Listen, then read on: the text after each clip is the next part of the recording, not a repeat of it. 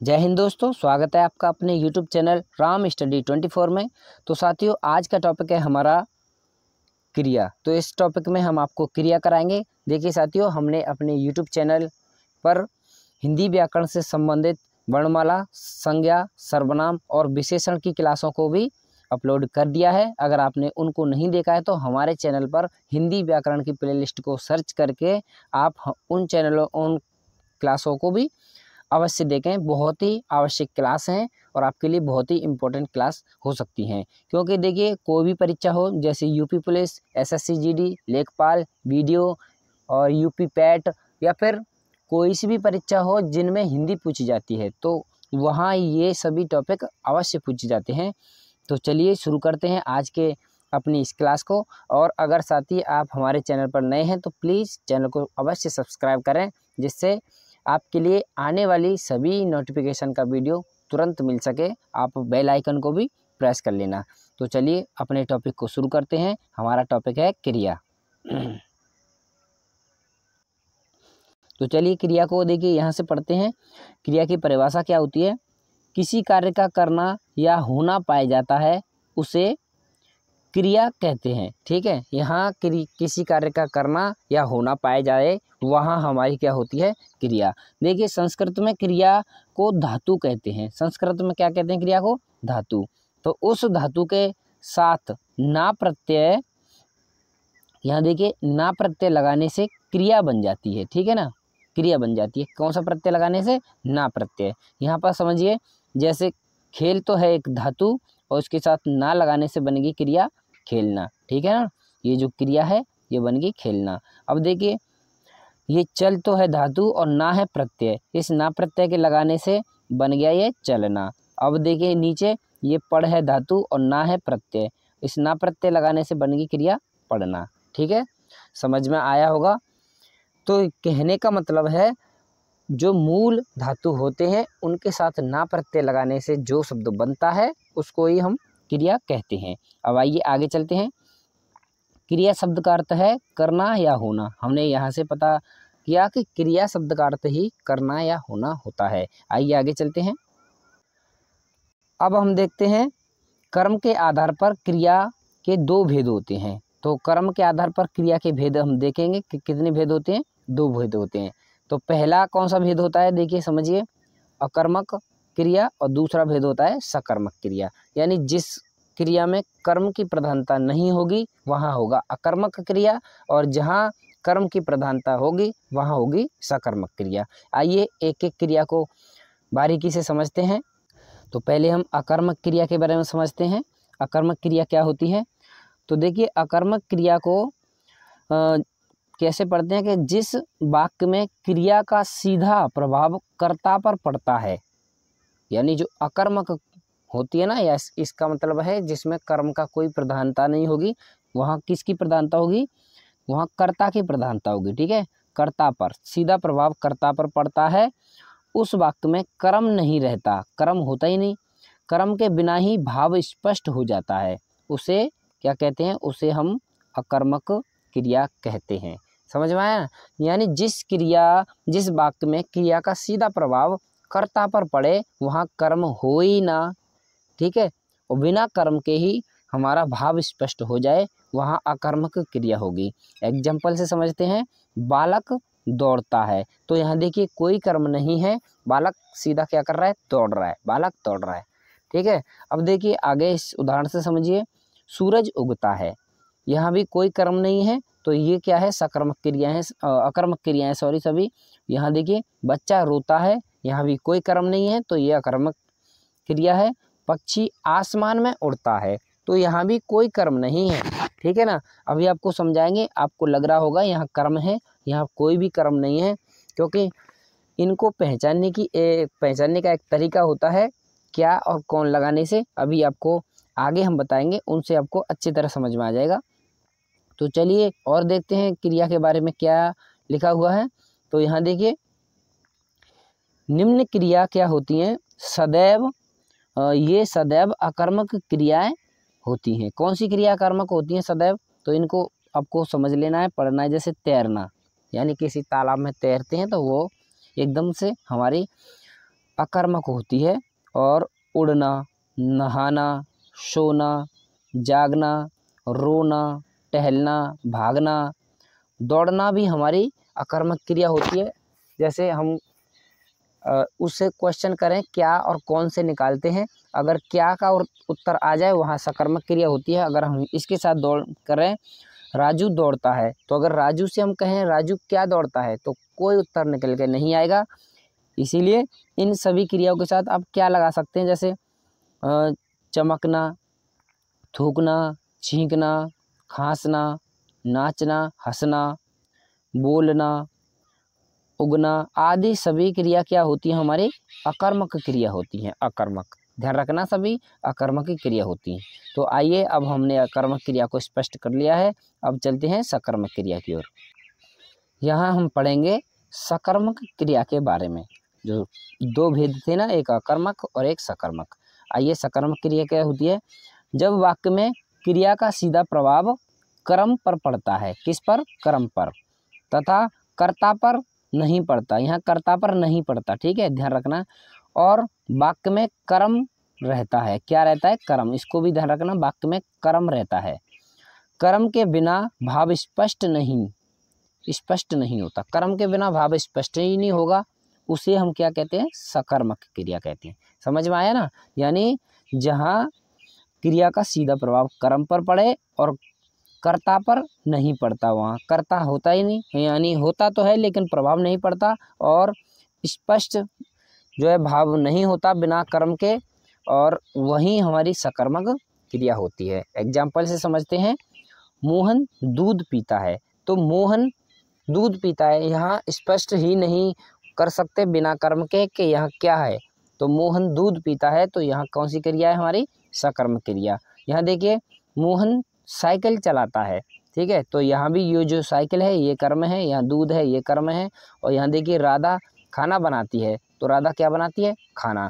तो सकर्मक क्रिया से हम क्या का क्वेश्चन करके निकाल सकते हैं उत्तर। जैसे मोहन क्या पीता है, तो मोहन दूध पीता है, जो उत्तर निकल के आया समझिए वही सकर्मक क्रिया है।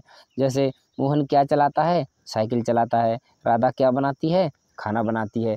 तो इस प्रकार से जो भी क्वेश्चन होता है उससे हम क्या का क्वेश्चन करके निकाल सकते हैं कि ये सकर्मक है या अकर्मक है, ठीक है। अब आइए आगे समझते हैं। सकर्मक क्रिया के दो भेद होते हैं, सकर्मक क्रिया के भी दो भेद होते हैं। जैसे एक कर्मक और दूसरा होता है द्विकर्मक। एक कर्मक क्या होता है, यहाँ से समझिए, एक कर्मक होता है कि जिस वाक्य में एक ही कर्म रहता है उसे एक कर्मक क्रिया कहते हैं। जैसे मोहन स्कूल जाता है, तो यहाँ पर मोहन स्कूल जाता है, यहाँ एक ही कर्म है, सीधा स्कूल, तो ये एक कर्मक।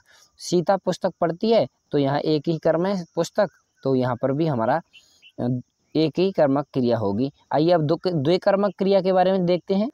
अब देखिए, द्विकर्मक क्रिया के बारे में समझते हैं। जिन वाक्य में दो कर्म रहते हैं उसे द्विकर्मक क्रिया कहते हैं। यानी जहाँ दो कर्म हो वहीं हमारा क्या हो जाएगा, द्विकर्मक क्रिया।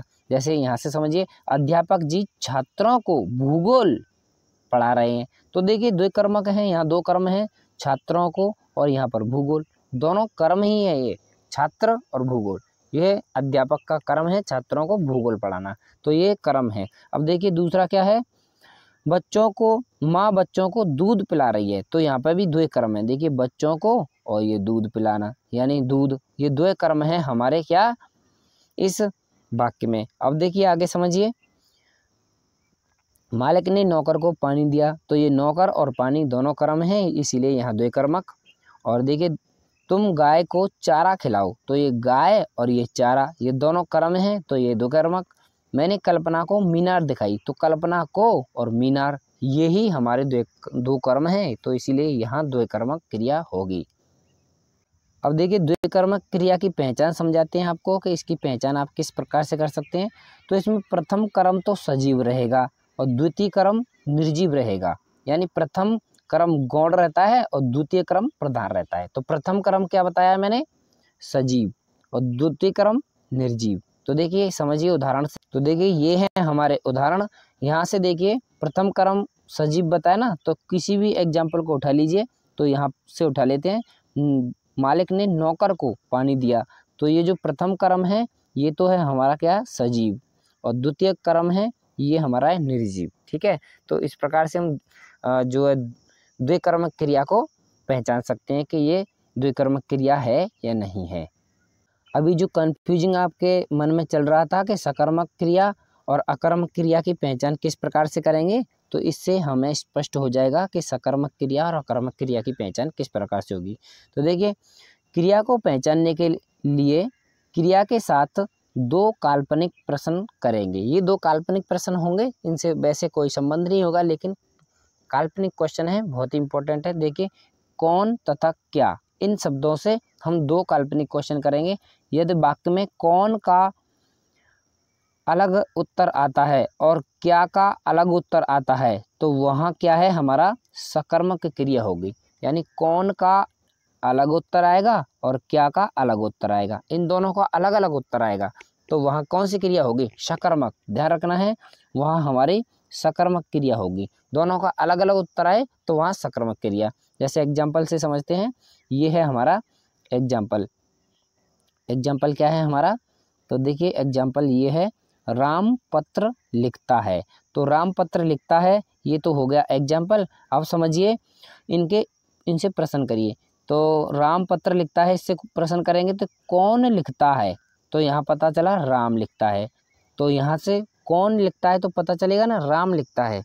और प्रश्न दूसरा करेंगे, क्या लिखता है, तो पत्र लिखता है। देखिए, दोनों प्रश्नों का अलग अलग उत्तर आया, एक का आया राम, दूसरे का आया पत्र।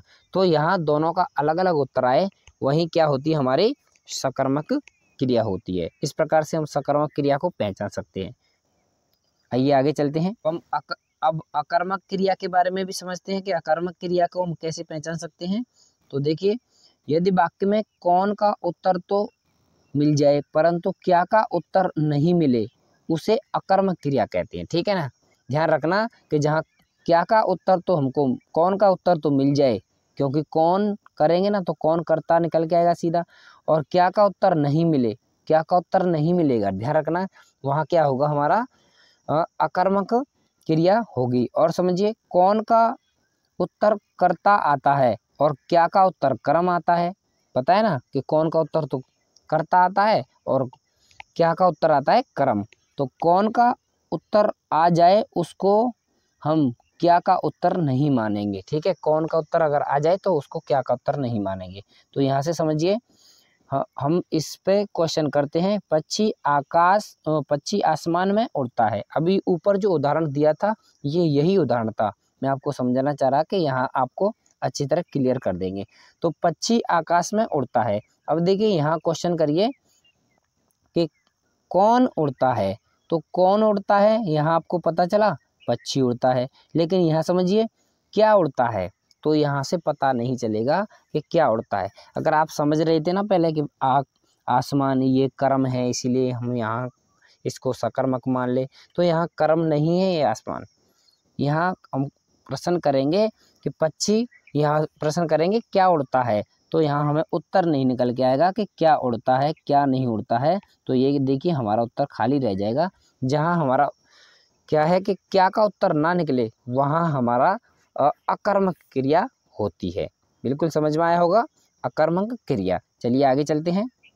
अब देखते हैं हम प्रयोग तथा संरचना के आधार पर क्रियाओं के निम्न भेद होते हैं। अब देखिए, प्रयोग और संरचना के आधार पर निम्न भेद होते हैं। आपको इनको इस तरह से ध्यान नहीं रखना है कि इतने नंबर होते हैं क्रियाओं के, बस आपको ध्यान रखना है इन नामों को। ये जो नाम है मैं बता रहा हूँ, ये सभी क्रिया के भेद होते हैं। ठीक है, कभी ये नहीं पूछा जाता कि क्रिया के कितने भेद होते हैं, बस आपसे इनके नाम पूछ लिए जाते हैं एग्जाम्पल देकर। तो समझते चलेंगे एक एक करके, बारीकी से किसी भी चीज़ को डिटेल में पढ़ते हैं तो उसके बाद कभी कंफ्यूज नहीं होते और हमें किसी भी ट्रिक की आवश्यकता नहीं पड़ती। तो चलिए समझते हैं इसके बारे में। तो देखिए, पहला है हमारा सामान्य क्रिया। तो सामान्य क्रिया क्या होती है, जिस वाक्य में एक ही क्रिया का प्रयोग हो उसे सामान्य क्रिया कहते हैं। यानी एक ही क्रिया का प्रयोग हो रहा है, जैसे एग्जाम्पल से समझें, राधा आई, मोहन गया, ये एकदम सामान्य क्रिया है, इसमें कोई भी क्रिया नहीं है। और इसमें जैसे संयुक्त क्रिया है और भी क्रिया कोई नहीं है, केवल सामान्य क्रिया है। अब आप समझते हैं, अब आप समझिए संयुक्त क्रिया। तो देखिए, संयुक्त क्रिया क्या होती है, जो क्रिया भिन्न भिन्न क्रियाओं के मेल से बनकर एक क्रिया का निर्माण करती है, यानी दो भिन्न भिन्न क्रियाओं से मिलकर एक नई क्रिया का निर्माण करेगी, वही होगा हमारा क्या, संयुक्त क्रिया। यहाँ देखिए पूजा खाना बना रही है, तो देखिए बना और रही ये दोनों अलग अलग क्रियाएं, इनके मिलने से एक क्रिया बन रही है, बना रही। तो यही हमारा क्या है, संयुक्त क्रिया। यानी दो क्रियाओं के मिलने से जो क्रिया बनती है वो संयुक्त क्रिया होती है। यहाँ देखिए राकेश ने खाना खा लिया, तो ये खा और लिया ये दोनों अलग अलग क्रिया हैं, इसीलिए यहाँ संयुक्त क्रिया होगी। अब आइए प्रणयार्थक क्रिया को देखते हैं। ये प्रणयार्थक क्रिया क्या होती है कि जब कर्ता स्वयं कार्य न करके किसी अन्य व्यक्ति से कार्य कराने के लिए प्रेरित करता है। तो कर्ता क्या होता है, स्वयं कार्य ना करेगा वहाँ, ठीक है, और किसी अन्य व्यक्ति से कार्य कराएगा, ठीक है, किसी अन्य व्यक्ति से क्या कराएगा, कार्य कराएगा। तो वहाँ क्या होती है, वहाँ होती है प्रणयार्थक क्रिया। तो उस क्रिया को प्रणयार्थक क्रिया कहती हैं। जैसे एग्जाम्पल से समझेंगे, अशोक मोहन से खाना मंगवाता है। देखिए अशोक खुद नहीं ला रहा, वहाँ मोहन से मंगवा रहा है, यानी दूसरे से काम करवा रहा है, तो वही प्रणयार्थक क्रिया है। अब दूसरे में देखते हैं, कविता सविता से पत्र लिखवाती है। तो कविता खुद पत्र नहीं लिखती, लेकिन सविता से वो पत्र लिखवाती है, इसीलिए यहाँ प्रेरणार्थक क्रिया है, यानी दूसरे को प्रेरित करते हैं यहाँ पर। यहाँ देखिए मॉनिटर अध्यापक से छात्रों को पिटवाता है। तो मॉनिटर खुद तो नहीं पीटता उनको छात्रों को, लेकिन क्या है, अध्यापकों से पिटवाता है। तो यहाँ क्या हो गया, दूसरे से कार्य करा रहे हैं, तो वही हमारा प्रेरणार्थक क्रिया है। यहाँ देखिए सर्कस वाले जोकरों से लोगों को हंसवाते हैं। तो सर्कस वाले जो होते हैं ना, वो जोकरों से लोगों को हंसवाते हैं। सर्कस वाले तो मालिक होते हैं, वो खुद तो हंसाते नहीं, लेकिन जो लोग होते हैं ना, उनको जोकरों से हंसवाते हैं। समझ में आया? तो खुद ना करके किसी दूसरे से कार्य करवाएं, वही हमारा प्रेरणार्थक क्रिया होती है। अब आइए अगले क्रिया की ओर चलते हैं। देखिए अगली क्रिया है पूर्वकालिक क्रिया। तो पूर्वकालिक क्रिया क्या है, जिस वाक्य में दो क्रिया रहती हैं और उन दोनों क्रियाओं में जो पहले क्रिया होती है उसे पूर्वकालिक क्रिया कहते हैं, तथा पूर्वकालिक क्रिया के साथ कर या करके, कर या फिर करके ये दो प्रत्यय लगे होते हैं। जो पूर्वकालिक क्रिया होती है ना, उनके साथ कर या कर के दो प्रत्यय लगे होते हैं, वहाँ हमारी पूर्वकालिक क्रिया है। आइए उदाहरण से समझते हैं। तो देखिए यहाँ समझिए एग्जाम्पल से, वह लड़कर आया, वो पहले उसने लड़ाई की, उसके बाद आया। तो यहाँ जो लड़ना है, ये जो लड़ है, ये पूर्वकालिक क्रिया है। जो लड़कर, ये जो लड़कर लिखा हुआ है, इसके साथ देखिए प्रत्यय भी लगा है कर, बताया ना, जब कर या कर के प्रत्यय लगे होते हैं वहाँ पूर्वकालिक क्रिया होती है। तो वह लड़कर जो है, यहाँ लड़कर ही पूर्वकालिक क्रिया है। उसके बाद देखिए आया है, ये भी क्रिया है, लेकिन इसमें पूर्वकालिक क्रिया है। अब देखिए अशोक पढ़कर सो गया, तो अशोक पढ़कर, ये जो पढ़कर है ये पूर्वकालिक क्रिया है, ठीक है। तो यहाँ जो ये आपको दोनों क्रिया दिखाई दे रही होंगी, तो पढ़कर और सो गया, सोना। तो यहाँ दोनों क्रिया है, इसमें एक क्रिया पूर्वकालिक क्रिया। दूसरी देखिए एग्जाम्पल, वह स्नान करके पढ़ने चला गया। तो पहले तो उसने स्नान किया, फिर पढ़ने चला गया। समझ में आया? तो यहाँ भी हमारे क्या है, पूर्वकालिक क्रिया। पहले उसने स्नान किया, उसके बाद पढ़ने चला गया। अब चलिए नाम धातु क्रिया के बारे में देखते हैं क्या होता है।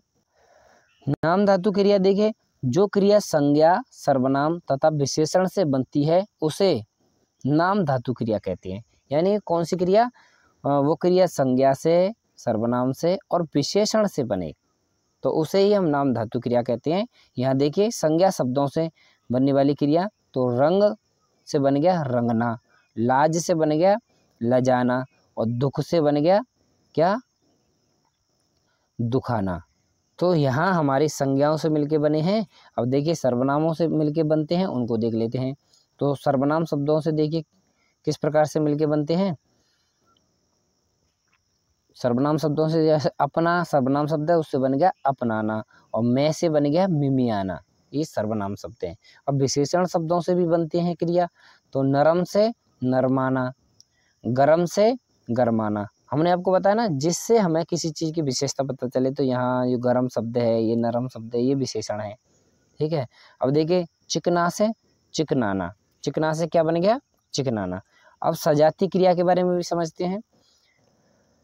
सजाती क्रिया, जिस वाक्य में कर्म और क्रिया एक ही धातु से बनी है उसे सजाती क्रिया कहते हैं। यानी एक ही धातु से कर्म और क्रिया दोनों बने होंगे तो वही हमारी सजाती क्रिया होगी। जैसे भारत ने लड़ाई लड़ी, लड़ाई लड़ी, भारत ने क्या लड़ाई लड़ी, तो वहाँ कर्म भी देखिए लड़ाई और लड़ी, लड़ी क्रिया और लड़ाई कर्म, तो एक ही जो है वाक्य में कर्म और क्रिया एक ही धातु से बने हैं। लड़, यहाँ पर लड़ एक ही धातु है लड़, तो लड़ से बन गया लड़ाई और लड़ से ही बनेगी लड़ी, तो यह सजाती क्रिया होती है, ठीक है।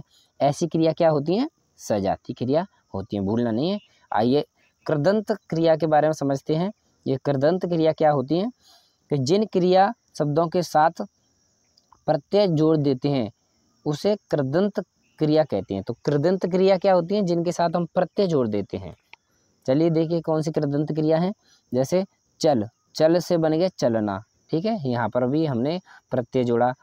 और चलता, चलकर, एक ही क्रिया के साथ देखिए बहुत सारे प्रत्यय जोड़े गए, ना प्रत्यय, ता प्रत्यय और कर प्रत्यय। चल धातु में चलना, चलता और चलकर, इनसे अलग अलग प्रत्यय जोड़ने से अलग अलग क्रिया बनेगी।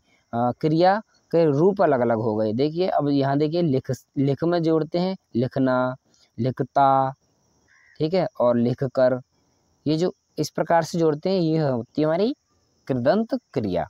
अब सहायक क्रिया के बारे में समझते हैं। सहायक क्रिया क्या होती है, बहुत ही इजी ये तो है। सहायक क्रिया देखिए जो क्रिया मूल क्रिया की सहायता करती हैं उसे सहायक क्रिया कहते हैं। नाम से स्पष्ट हो रहा है सहायक क्रिया, ठीक है। जो क्रिया मूल क्रिया की क्या करें, सहायता करें, वही हमारी क्या होती है, सहायक क्रिया। यहाँ एग्जाम्पल से समझिए, अशोक पुस्तक पढ़ता है, तो ये ता है जो लगा है इसमें, यही इसमें सहायक क्रिया है। तो पढ़ तो मूल धातु है लेकिन उसमें ता है लगा हुआ है, ये सहायक क्रिया है। अब देखिए यहाँ अशोक ने अपनी पुस्तक मेज पर रख दी, ठीक है, तो रख दी, ये जो दी है ना इसमें लगा हुआ है, यही सहायक क्रिया है। यहाँ देखिए मैं प्राय आ जाया करता हूँ, तो इसमें जो ता हूँ लगा हुआ है ये हमारा क्या है, सहायक क्रिया है, ठीक है। सहायक क्रिया मूल क्रिया की सहायता करती है। चलिए आगे चलते हैं। अब देखिए अंतिम क्रिया देखते हैं हमारी तात्कालिक क्रिया। ये क्रिया के बाद ये क्रिया खत्म हो जाएगी, उसके बाद हम प्रश्न करेंगे, यानी जो हमारे टेस्ट होते हैं हर बार हम टेस्ट करते हैं तो हम टेस्ट करेंगे। अब देखिए एक क्रिया के, इसमें तात्कालिक क्रिया समझिए कि एक क्रिया के समाप्त होने के अंतर्गत दूसरी क्रिया प्रारंभ हो जाती है, उसे तात्कालिक क्रिया कहते हैं। यानी एक क्रिया तो समाप्त होती है, उसके अंतर्गत दूसरी क्रिया यानी प्रारंभ हो जाती है, तो वह तात्कालिक क्रिया होती है। और प्रथम क्रिया के साथ ते प्रत्यय और साथ ही लगा रहेगा, ते प्रत्यय भी लगा रहेगा और साथ ही प्रत्यय लगा रहेगा, इसमें ध्यान रखना है, ठीक है। ही प्रत्यय भी लगा होता है, ते ही हर जगह ते ही लगा होगा, ठीक है, ते ही, ये दोनों प्रत्यय लगे होंगे। अब देखिए एग्जाम्पल से समझिए, अशोक आते ही मोहन रो पड़ा। देखिए आते ही, यहाँ इसकी पहचान है, ते ही प्रत्यय लगे होंगे तो आते ही रो पड़ा, यानी अशोक आया और मोहन तुरंत रो पड़ा। और देखिए मोहन जहर खाते ही मर गया, तो मोहन ने क्या किया, जहर खाया और तुरंत मर गया। तो यहाँ तात्कालिक क्रिया है, एक क्रिया के समाप्त होते ही दूसरी क्रिया शुरू हो जाती है, वही तात्कालिक क्रिया होती है। तो अशोक के आते तो मोहन रो पड़ा और मोहन के जहर खाते ही क्या हुआ, मोहन मर गया। समझ में आया ना। तो यहाँ खाते ही, आते ही, इस प्रकार से ते ही लगे होंगे। अब देखिए हमारी ये क्रिया खत्म हुई, हमने क्रिया को अच्छी तरह समझा। अब आइए इनके क्वेश्चन करते हैं। अब इनके महत्वपूर्ण क्वेश्चन करते हैं जो कि हम हर बार करते हैं। ये पार्ट ही बहुत मोस्ट इम्पोर्टेंट होता है। देखिए इस पार्ट को अवश्य दीजिए, हर बार कीजिए, क्योंकि ये पार्ट क्या होता है कि हमें जो भी हमने क्लास में पढ़ा होता है वो हमें यहीं याद हो जाता है प्रैक्टिस सेट लगाने से। तो चलिए देखते हैं प्रश्न। तो देखिए इसमें पहला प्रश्न क्या है, किसी कार्य का करना या होना पाया जाता है उसे कहते हैं, तो उसे क्या कहते हैं, उसे क्रिया कहते हैं। समझ आए ना, जहाँ यह करना या होना ही क्रिया का अर्थ होता है। दूसरा देखिए क्वेश्चन क्या है, सहायक क्रिया प्रभावित होती हैं। तो सहायक क्रिया किस पर प्रभावित होती हैं? लिंग और वचन पर प्रभावित होती हैं। यानी सहायक क्रिया लिंग और वचन के आधार पर बदलती हैं। जैसे राम जाता है, यहाँ ता लगा है राम के लिए, जैसे मैं यहाँ लिख देता हूँ राम जाता है, ठीक है, तो ये राम है तब तो यहाँ जाता है लिखा है, ये तो सहायक क्रिया होती है, ता है ती है। अगर मैं बोल देता यहाँ सीता जाती है, तो सीता को कहीं जाता लिख सकते हैं? नहीं, सीता को जाती लिखना पड़ता, क्योंकि यहाँ देखिए लिंग से चेंज हो गया है, ये जो सहायक क्रिया है लिंग के द्वारा चेंज हो गई, इसीलिए यहाँ लिंग और वचन से प्रभाव पड़ता है। अगर मैं यहाँ लिख देता जैसे राम जाता है, तो वहाँ ता है लिखा है। अगर मैं बोलता राम और राजू जाते हैं, तब देखिए ते चेंज हो जाता है, इसीलिए वचन से भी इस पर प्रभाव पड़ता है। समझ में आया? अब देखिए तीसरे क्वेश्चन को देखते हैं। अकर्मक क्रिया है, अकर्मक क्रिया बताइए इसमें कौन सी है? तो देखिए, तो अकर्मक क्रिया देखिए इसमें कौन सी है? ऑप्शन डी अकर्मक क्रिया है, क्योंकि यहाँ देखिए अगर राजू तैरता है ऐसे लिखा हुआ था, तो क्वेश्चन करते हम क्या तैरता है, तो पता नहीं चल पाता क्या तैरता है, लेकिन वहाँ क्वेश्चन करते कौन तैरता है, तो वहाँ पता चलता कि राजू तैरता है। तो यहाँ कौन का उत्तर निकल के आए, क्या का उत्तर ना निकल के आए, वहाँ क्या होता है, हमारा अकर्मक क्रिया होती है। अब आइए अगले क्वेश्चन की ओर। देखिए चौथा क्वेश्चन है, वह लजा रही है, इसमें क्रिया है, तो वह लजा रही है इसमें कौन सी क्रिया है? इसमें अकर्मक क्रिया है, क्योंकि वह लजा रही है, यहाँ कोई इसमें कर्म है नहीं, तो यहाँ अकर्मक क्रिया। और पांचवा क्वेश्चन है, निम्न में प्रेरणार्थक क्रिया है, तो प्रेरणार्थक क्रिया क्या होती है? दूसरे से करवाना। तो यहाँ देखिए नहलवाना, तो दूसरे से नहलवाएंगे तभी तो ये हमारी प्रेरणार्थक क्रिया बनेगी, तो ये जो नहलवाना यही इसका उत्तर है। छठा देखिए पूर्वकालिक क्रिया का उदाहरण है, यानी पूर्वकालिक क्रिया का आपको उदाहरण बताना है। तो इसमें पहले पूर्वकालिक क्रियाओं में क्या होता है? कर लगे होते हैं। तो देखिए इसमें क्या है, धर्मेंद्र पढ़कर सो गया, तो यही पूर्वकालिक क्रिया है। तो धर्मेंद्र पढ़कर, पहले तो पढ़ना काम किया उसके बाद सो गया, ठीक है, बाकी कोई भी इसमें उदाहरण सही नहीं है। अब आइए अगले क्वेश्चन की ओर चलते हैं। अगला क्वेश्चन क्या है, पूजा ढोलक बजाती है, वाक्य में क्रिया है, तो पूजा ढोलक बजाती है, इस वाक्य में कौन सी क्रिया है? तो पूजा क्या बजाती है, क्वेश्चन करिए ना, तो क्या बजाती है? तो ढोलक बजाती है, तो यहाँ पता चला ये सकर्मक क्रिया है, ठीक है। कौन ढोलक बजाती है? पूजा। और क्या पूजा क्या बजाती है? तो ढोलक। दोनों का क्वेश्चन निकल के आ रहा है ना, तो सकर्मक क्रिया एकदम से हो जाएगी। अब इस पे चलते हैं, सकर्मक क्रिया का उदाहरण नहीं है। असकर्मक क्रिया का कौन सा उदाहरण नहीं है? तो देखिए बार बार हमने आपको बताया कि पक्षी आसमान में उड़ता है। अब अगर आपको इस प्रकार से नहीं उत्तर लगाना है कि आसमान में क्या उड़ता है, तो इस प्रकार से तो आपको उत्तर आ जाएगा कि पक्षी उड़ता है, लेकिन आपको ये देखना है कि आसमान में क्या उड़ता है। इस प्रकार से अगर सोचेंगे तो यहाँ तो आपको उत्तर आएगा, लेकिन हमने आपको इसका उदाहरण भी स्पष्ट करके बताया कि किस प्रकार से हम इसको निकालेंगे।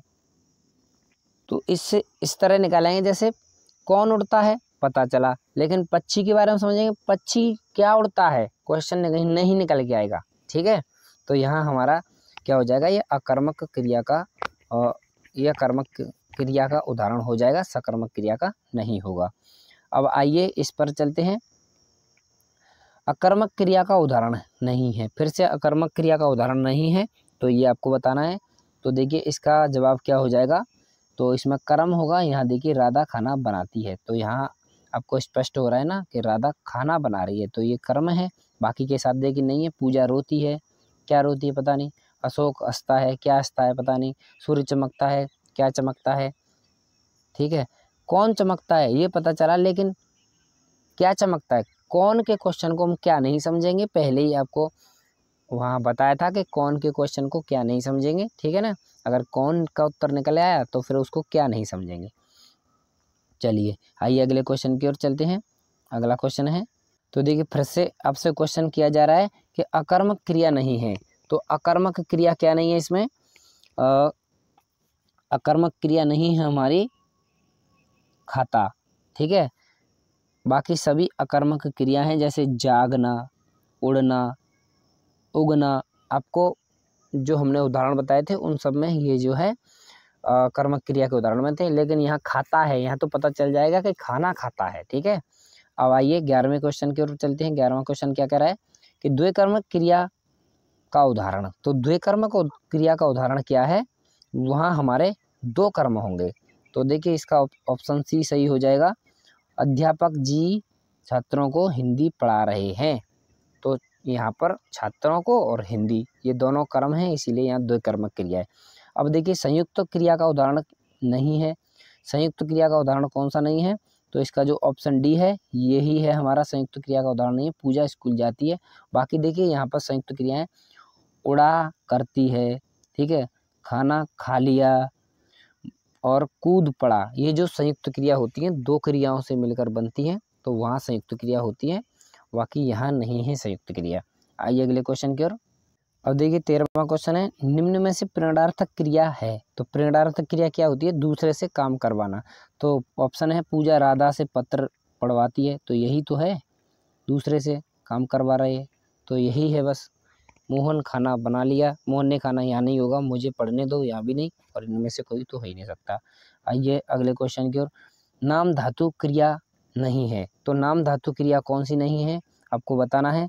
तो इसमें देखिए नाम धातु क्रिया कौन सी नहीं है, ये जो चलना है ये नाम धातु क्रिया नहीं है। बाकी सभी देखिए चमक से ये बनी है, अपना से ये बनी है, और लजा से ये बनी है। ठीक है, तो बाकी सभी हमारी नाम धातु क्रिया है, लेकिन चलना चल धातु में लगा हुआ है ना प्रत्यय। ठीक है, बाकी ये नाम धातु क्रिया किससे बनती है, संज्ञा सर्वनाम और विशेषण में प्रत्यय लगाने से। ठीक है, तो ये चमक देखिए क्या है, विशेषण है। अपना क्या है, एक अपना क्या है, अपना एक सर्वनाम है। लजा भी एक क्या है, सर्वनाम है, वो विशेषण है। अब आइए अगले क्वेश्चन, सॉरी ये लजा संज्ञा होती है। अब आइए अगले क्वेश्चन की ओर। निम्न वाक्यों में सहायक क्रिया का प्रयोग नहीं हुआ है। अब कौन से ऐसा वाक्य है जिसमें सहायक क्रिया का प्रयोग नहीं हुआ है। तो देखिए सहायक क्रिया का प्रयोग देखिए, वे हंस रहे थे यहाँ तो हुआ है, अरविंद पढ़ता है यहाँ भी हुआ है, मैं घर जाता हूँ यहाँ भी हुआ है, तो अशोक आया, इसमें सहायक क्रिया का उदाहरण नहीं है, ये एकदम सामान्य क्रिया है। ठीक है, इस प्रकार की क्रिया कैसी होती है, सामान्य क्रिया। अब देखिए सजाती क्रिया। सजाती क्रिया का उदाहरण क्या है, यानी सजाती क्रिया क्या होंगी, एक ही धातु में प्रत्यय अलग अलग प्रत्यय लगने से बने होंगे। तो देखिए सजाती क्रिया का उदाहरण है, तो यहाँ देखिए भारत ने लड़ाइयाँ लड़ी, तो लड़ाई लड़ पर धातु में अलग अलग प्रत्यय लगे हैं। ठीक है, ई और ई, लड़ाई और लड़ी, इस प्रकार से इसका क्वेश्चन डी हो जाएगा। आइए द्विकर्मक क्रिया में रिक्त स्थान भरिए। द्विकर्मक क्रिया में क्या होता है, द्विकर्मक क्रिया में देखिए क्या होता है, आपको पढ़ना है कि प्रथम कर्म प्राणीवाचक होता है और द्वितीय को प्राणीवाचक होता है। पहला तो अप्राणीवाचक बताया जा रहा है और द्वितीय प्राणीवाचक, तो ऐसा नहीं है। प्रथम क्या था, हमने बताया था इसमें सजीव होता है। तो देखिए प्रथम गौण कर्म होता है और द्वितीय मुख्य कर्म होता है। हाँ वही तो बताया था कि जो पहला होता है वो तो गौण होता है, द्वितीय होता है मुख्य कर्म, तो ये इसका सही जवाब हो जाएगा। ठीक है, प्रथम गौण कर्म द्वितीय मुख्य कर्म। आइए अगले क्वेश्चन की ओर। आकाश में पक्षी उड़ता है, इस वाक्य में क्रिया है। देखिए बार बार ये क्वेश्चन पूछा जा रहा है, तो आप क्योंकि इसमें कंफ्यूज होते हैं, इसीलिए इससे पता चलता है कि ये बहुत ही इंपॉर्टेंट क्वेश्चन है। ये अकर्मक क्रिया है। यहाँ बार बार आप क्या निकाल देंगे कि आकाश में क्या उड़ता है, तो आपका उत्तर तो डायरेक्ट निकल के आएगा पक्षी, लेकिन यहाँ नहीं है, क्योंकि कौन का उत्तर को हम नहीं समझेंगे क्या, तो कौन उड़ता है पहले वो निकालेंगे, तो वो निकल आया पक्षी। अब इस पक्षी को हम क्या का उत्तर नहीं समझ सकते, समझ में आया। जो कौन का उत्तर आ जाए उसको हम क्या का उत्तर कभी नहीं समझेंगे। ठीक है, तो ऐसे अगर आकाश में क्या उड़ता है तो पहले से ही हमको पता चलेगा कि वो तो पक्षी था, कौन का उत्तर, तो यहाँ कौन नहीं लिखेंगे। आइए अगले क्वेश्चन की ओर। क्रिया शब्द का अर्थ है, तो क्रिया शब्द का अर्थ क्या होता है, तो क्रिया शब्द का अर्थ होता है करना। ठीक है, अब आइए अंतिम क्वेश्चन देखते हैं।